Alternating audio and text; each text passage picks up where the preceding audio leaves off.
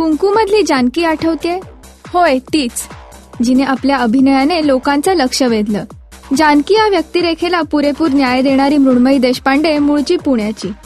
मृण्मयीने आपल्या वैविध्यपूर्ण अभिनय छटा कुंकू या मालिकेतून लोकांसमोर ठेवल्या. प्रत्येक दिवसागणिक तिची व्यक्तिरेखा खुलतच गेली. कुंकू या मालिकेतून अभिनय करणाऱ्या मृण्मयीने याआधी अग्निहोत्र या मालिकेतून आपला अभिनय ठसा उमटवला. या मालिकेत तिला साथ लाभली ती विक्रम गोखले, शरद पोंक्षे सारख्या दिग्गज कलाकारांची. बिटवीन द लाईन्स मधूनही मृण्मयी झळकली. नृत्य निपुण मृण्मयीने आपली नृत्य झलक दाखवली ती एकापेक्षा एक अप्सरा आलीमधून आणि विजेतेपदावरही नाव कोरलं. आणि आता मृण्मयी सज्ज झालीये ती आगामी चित्रपट मोकळा श्वास करता. यामध्ये ती शरद पोंक्षांच्या मुलीच्या भूमिकेत दिसणार आहे. अद्याप फक्त इतकीच माहिती हाती आली आहे. तर आपणही वाट पाहूया मृण्मयीच्या ह्या चित्रपटाची.